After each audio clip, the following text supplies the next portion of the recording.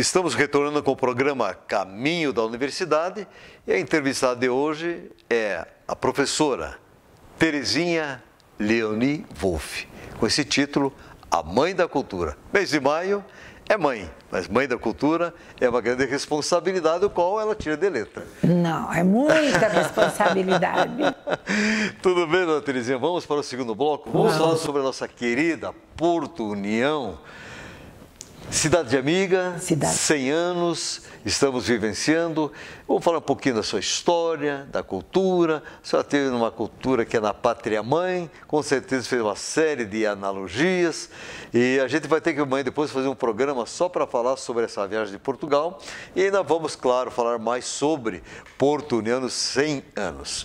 Nos fale exatamente das suas lembranças, porque maio também, dona Terezinha, não é só o Dia do Trabalhador, dia 1º, não é só o aniversário do batalhão, dia 1º. Inclusive, a senhora concedeu esse mês uma entrevista, estivemos almoçando no batalhão, muito bem recepcionados pelo nosso querido comandante. Maravilhoso. O Souza Issá, o coronel, aquela atenção ímpar, e a senhora nos confidenciou algo que realmente chama a atenção. Dia 1º de maio, a senhora encontrou seu grande amor, que é o Ivo. Então, dizer, tantas datas maravilhosas no mês de maio. Vamos lá então, dona Terezinha. Já ficou emocionada, né? Realmente, 1º de maio é uma data marcante, porque desde o meu tempo de menina, porque eu peguei o tempo do Getúlio Vargas, né, ainda, e ele foi justamente a pessoa que realizou aquela lei dos trabalhistas, né? E nessa época se faziam muitas programações. Aqui nós tínhamos, por exemplo, os clubes sociais aí que faziam baile, que tinha festas, os ferroviários faziam sempre muita festa no próprio campo do estádio do Ferroviário. Os outros times de futebol também faziam no estádio de Porto União, lá no campo do União, que a gente chamava, hoje ele é o campo que é municipal, né? E tivemos, nessa época de que eu era menina aqui, nós tivemos também, assim, algumas coisas que eu lembro e que foram homenagens especiais também, não só para o trabalhador, mas como nós estamos no Dia das Mães, eles faziam, no mês de maio, uma homenagem muito grande para as mães. Então era assim, você era mãe, você às vezes era escolhida por ter o maior número de filhos, outras vezes você era escolhida por ser a mãe mais jovem, ou ainda a mãe mais idosa. Então tudo isso competia ao mês de maio e eram promoções daqui das nossas cidades. Eu tenho muita lembrança das nossas cidades em relação ao que ela foi. Como eu disse, você passa pelas ruas hoje, você vê determinadas casas que já não existem mais, mas você lembra, aqui morava fulano, ali morava Beltrano, até o nome das filhas. Esses dias me perguntaram uma questão do nome de uma pessoa aqui, que morava na Rua Matos Costa, e eu simplesmente citei um nome, e a pessoa, não, é isso mesmo. Eu acho que foi até você que me perguntou. Então é interessante isso, porque é uma coisa da nossa vivência e também da nossa cultura, porque nós preservamos a memória, Luísio. Eu sempre falei nisso, acho que Porto União, neste centenário, principalmente, deveria, como está sendo feito em algumas coisas, mas deveria muito mais fazer uma retrospectiva da nossa história, pelo menos a partir do cinquentenário, porque o cinquentenário de Porto União foi muito bem feito, foi assim um retrocesso em relação à memória, que foram contadas por escolas, foram contadas em exposições, em exposição de fotografias, desfile. E depois dos 50 anos, pegamos já essa outra leva para os próximos 50, que hoje é o centenário. Nesse período também tantas coisas aconteceram e que nós temos que também resgatar. Por exemplo, escrever coisas como nós estamos escrevendo na Academia de Letras, né? Vai ser feita uma revista e essa revista vai contar, pelo menos em parte, algumas coisas que se diz respeito à história de Porto União. Eu vou cortar um pouquinho a senhora, porque foi eu que lhe questionei E isso faz parte da história do resgate que da revista da Alve. Então eu vou trazer um pouquinho sobre a aviação em nossas cidades e, claro, em relação à questão do Kirk. E nessa pesquisa, dona Terezinha, vê como são as coisas, né? Aí fiquei sabendo que no avião do Kirk andou um civil, mas gente aqui da cidade. E daí a senhora falou, foi o senhor Racelli, né? Como eu morava na Rua Matos Costa, lá do seu Marco Sim e tal, era muito amigo. E o doutor Vitinho que conseguiu, que ele era uma pessoa muito introvertida, tal, né?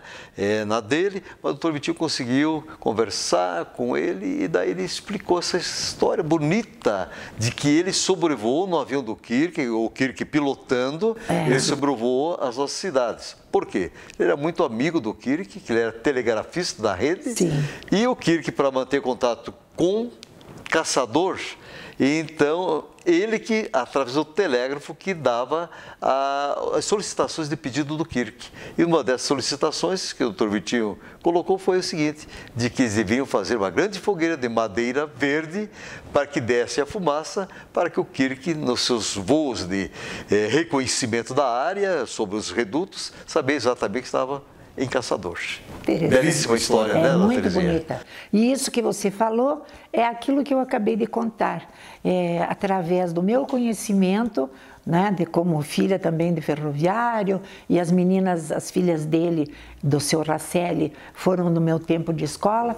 Então, tudo isso a gente acaba... Você só citou, né, aquela palavrinha ali, eu já lembrei, não. Então, se é Racelli, eu já sei quem é. Perfeito. Que beleza. E assim te vai resgatando, trazendo à tona a história para não morrer. Eu acho belíssimo esse trabalho da Academia Tereza Vitória Alves, qual nós fazemos parte, com muito orgulho, né, dona Terezinha, de fazer esse livro em homenagem a Porto União. Mas quando se fala em Porto União, nos grandes bailes, nas tardes de esportes, nos encontros que realmente existiam de cantores, de orquestras, a senhora tem lembranças maravilhosas, né, dona Terezinha? Sim, nós vivemos a época do rádio. Perfeito. A Rádio União, por exemplo, foi a primeira rádio daqui das nossas cidades, né? A segunda do interior do Paraná. Nós tínhamos em Ponta Grossa e depois veio para a União da Vitória. Então aqui, esse período, foi um período que a gente participou até cantando na rádio como criança, o programa Alerta Pedizada, que eu sempre falo nisso, porque ali você desenvolve muito assim, a parte da criatividade, da musicalidade e também essa parte que você, hoje em dia, tão difícil, porque a criança fica com computador, com coisa, e ela não sabe mais assim ser amistosa com as pessoas, conversar com as pessoas. Isso a gente aprendeu enquanto era criança. E na Rádio União, que nós tivemos lá essas oportunidades de ver artistas, então, bom, eu vou te contar só uma coisa que aconteceu bem rapidinho, mas acho que foi anteontem à noite.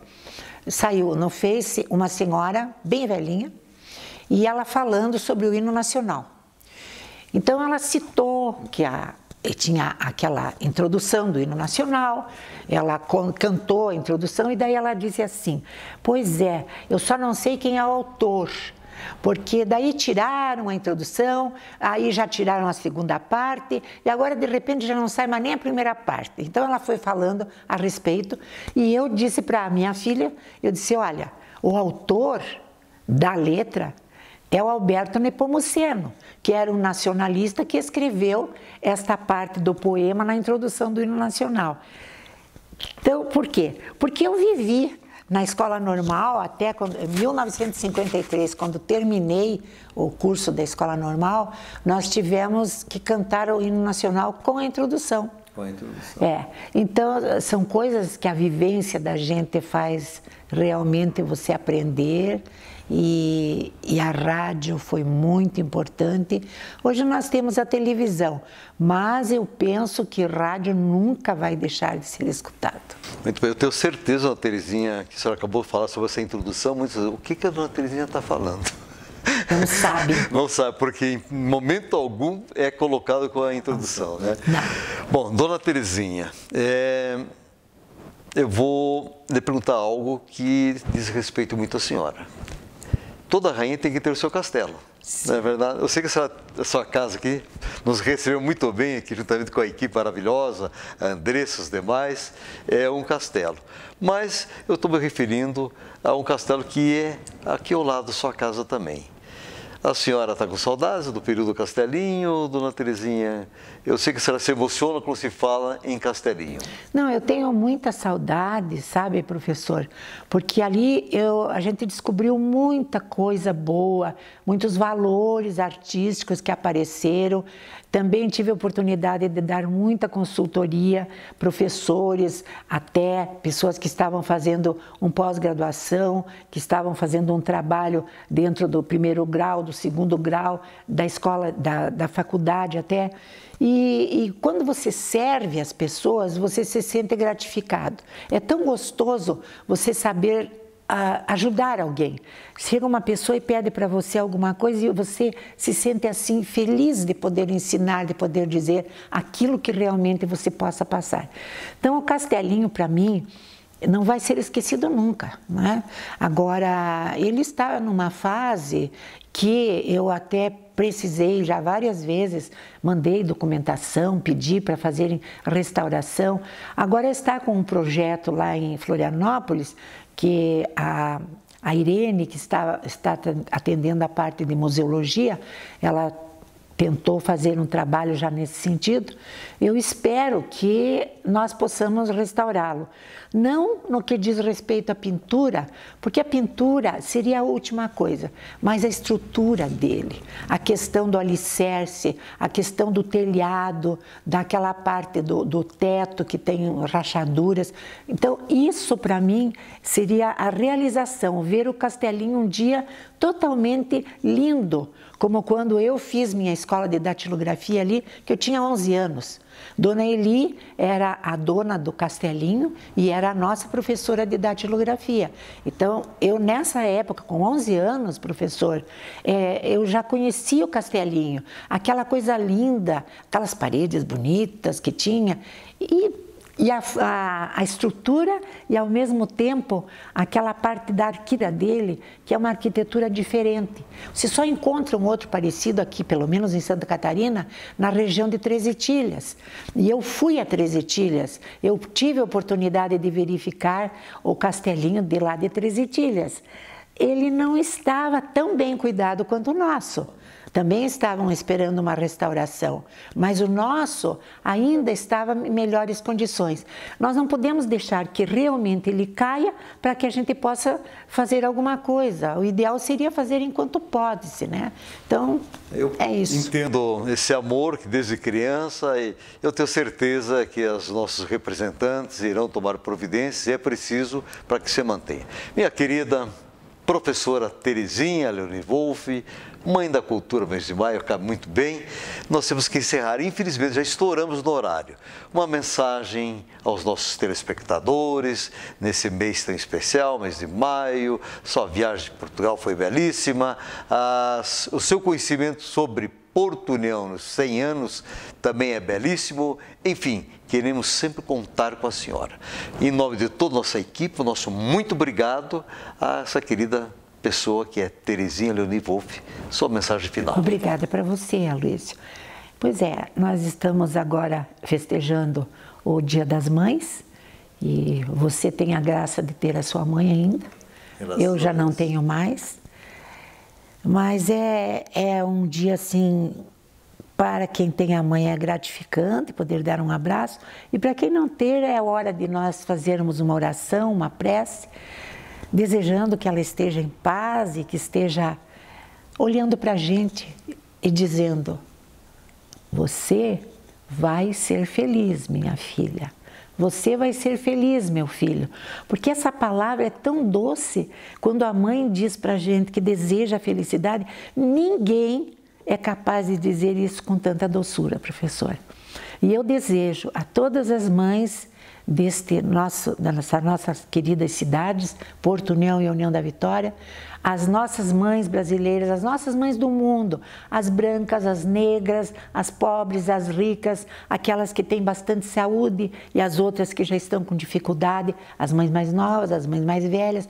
Eu desejo que elas tenham um feliz Dia das Mães, que os filhos gratifiquem aquele amor que ela dá. Não precisa ser com presente, mas com um sorriso e um abraço e diga assim: muito obrigada, mãe. Muito bem. E todos os dias é o dia das nossas queridas mães. Sim. Minha querida professora Terezinha Ludwolff, a mãe da cultura, eu tenho colocado o seguinte todas as semanas, que não existe problema sem solução. Quando você acredita no poder da palavra mágica educação. Até a próxima semana.